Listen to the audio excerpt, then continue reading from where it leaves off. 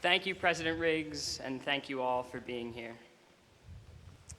I have been lucky enough to attend commencement for the past 3 years. When I was a first year, my sister was a senior at Gettysburg, so at the end of my first year on campus, I got to sit with my family, where you all are sitting now, to watch her graduate. The student speaker at her commencement was Anthony Palmer, or Chili, as everyone called him, and his speech was one of the most memorable parts of the ceremony. He mostly talked about Servo, which made sense, but his love of Servo and Servo's love of us is a very true representation of how this community works. I remember being a rising sophomore thinking about how cool it would be to give the student speech at commencement. I was excited about the idea of giving the speech because I was excited about my next 3 years. I still didn't really know what I was doing, but I had figured out one thing that almost every first year figures out in their first year on campus. This is a place of incredible opportunity.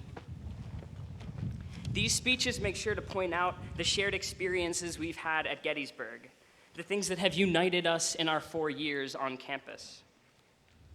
And after hearing those speeches, I've thought a lot about that idea of unity. I believe that we are united, but I also believe that that unity is deep and often obscured. If this group of 662 people coincidentally ended up attending some other school, would we be different now? What would be different if the banners flying above us weren't orange and blue? How would we be different if we found ourselves crossing the stage to get our diplomas in front of some other famous building on some other college campus? Think about that. We would have a different campus lingo. We wouldn't understand JMR, Chicken Finger Friday, CPS, or Mid-Mad. And we would have different inside jokes. No one would turn in a paper in exasperation and say, Gettysburg, good enough.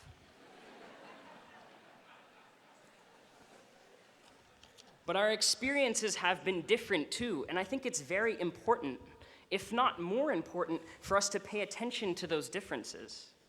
There are the obvious ones, the classes we've taken, the majors we've chosen, the clubs we've joined, our friends and our struggles too.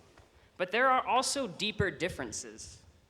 There have been differences in how it has felt to be a member of this community, and there have been times when we felt that we didn't belong at all.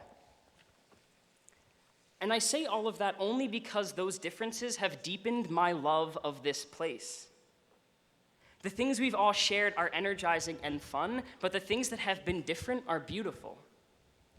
I believe that Gettysburg Great is something that we've all experienced, something that we now have that we didn't have before. But it's more than just the language we've learned, the places in which we've spent our time, and the fact that no two Gettysburg experiences are the same. The structure of this community, the thread that stitches us together, is a structure of love. And although our experiences have been as different as they've been the same, that love has been there. Listening to the stories you hear on campus shows that. I hear people talking about spending the first 5 minutes of a meeting with their supervisor talking about work, and the last 55 minutes talking about their life dilemmas. I hear people talking about spending afternoons and evenings babysitting for their professors. I also hear people making fun of me because I cry every time I hear the song Beautiful Savior, a song that the college choir has sung for almost a century. These things happen at other places, but at Gettysburg, they are the rule, not the exception. While I believe that this undercurrent of love is what makes Gettysburg special, I will also admit that there have been times in our 4 years, during this year even, when we betrayed that love. When we didn't show that love to the people on campus who needed it. So we're not perfect, but I still believe that what makes us different is that undercurrent of caring.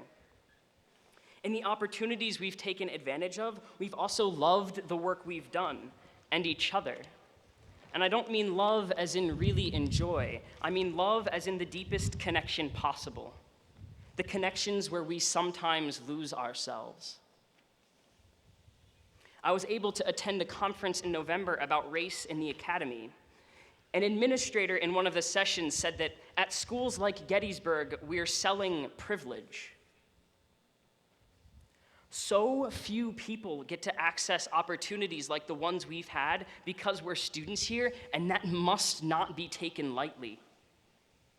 And I would argue that the stakes are even higher at a place like Gettysburg. Other schools might be more prestigious, but we have the opportunity to move forward with the love we've felt from our professors, mentors, and friends while we've been students. And when we don't move forward and extend that love, we dishonor ourselves and our alma mater. And as those opportunities launch us into the next phase of our lives, we must take that structure of love with us. It might not be there in the places we find ourselves next, and if that's the case, working to build it is how we honor our Gettysburg experiences. Congratulations to the class of 2016. I'm so thankful I get to be a part of such a wonderful group, and thank you all.